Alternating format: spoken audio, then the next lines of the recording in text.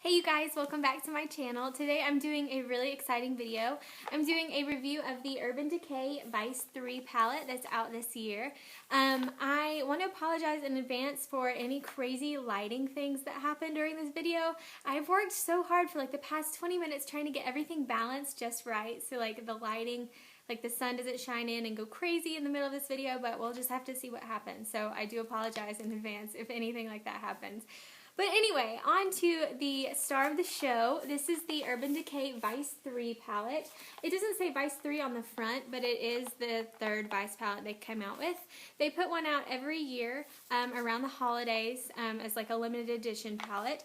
And this year, I was able to get this one as a gift, actually. My boyfriend gave it to me as an early birthday present, and he picked it out all by himself. So I am just like super impressed with him, and not to brag too much, but he's pretty much the best. So anyway, moving on to the review of this palette. I did not have the first Vice palette, but I did buy the Vice 2 palette last year, and I already can tell you that I like this one a lot better. And it's not necessarily because of the quality or because of the colors, but overall this one is just like a step up. I feel like they really improved on this one. They included a bag, which is like a really nice plus. They advertise it as being like perfect for makeup brushes, and it definitely is. It's like a long sort of case, so you could definitely fit your makeup brushes in it, like if you've traveled or something. But for now, I'm leaving the palette in there. The palette's packaging is sleeker than the one they used last year. It's like less clunky. One thing about the Vice palette last year is that it was like really thick, and this one seems to be slimmed down a little bit, even though it is like a larger palette, so you know, there's not a whole lot they can do there. I think they did make an effort to try and make this year's a little more sleeker. In addition, the only thing I don't like about the packaging, though, I'll just tell you that real quick, is that this part gets like fingerprints on it really quickly. So like I wipe it off all the time, and already there's fingerprints back on it. So I'm sorry if it looks gross and nasty. I'm trying. But anyway, another improvement of the packaging this year is that it's a magnetic closure, and also the mirror, like it holds itself up. So if you do take this to travel, which I recommend, because if it's so sturdy and it's got a good variety of colors if you did want to travel with this, you can do your makeup in it without like, you know how some palettes the mirror flops back and you have to prop it up or something. This one will stay at just about any angle you want it to. So that's just really nice of them. Additionally, it comes with a little brush. This is pretty much exactly like the one last year, and although like when you first look at it, let me show you. This part is really long. This is like the blending side, and then this side is just like the short, dense side for just a lid color or something. When you first look at this, it looks like it won't really work very well, but it actually works pretty well with these shadows. This one is pretty good at blending things out, especially in your crease and stuff, and this one is pretty good for packing on color. So don't just toss out the brush or something, because it actually is a pretty good one, and it does say Urban Decay Vice on it, so that's kind of neat.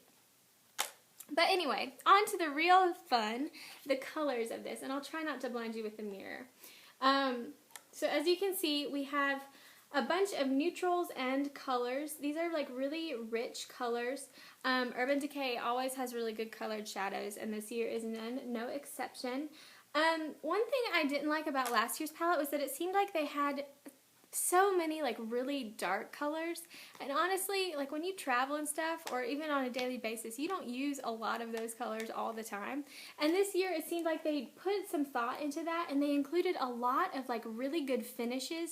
There's way more mattes than there were last year. There's some good shimmer colors and some really good color colors, and then there's also really great neutrals. I was really impressed with the selection. And another really great thing that they changed from last year is that typically, if you've ever seen like the Vice palettes before, like the first one and the second one, there's just like color everywhere, and it's kind of a little scary because like there are neutral colors throughout, but you kind of look at it and are like, how am I going to use this?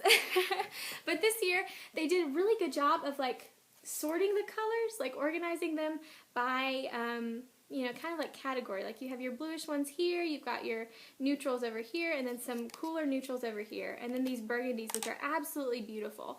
I'm not going to lie, you guys, I have a pretty substantial eyeshadow palette collection, and I don't have any colors like these burgundy ones. So I really love this palette.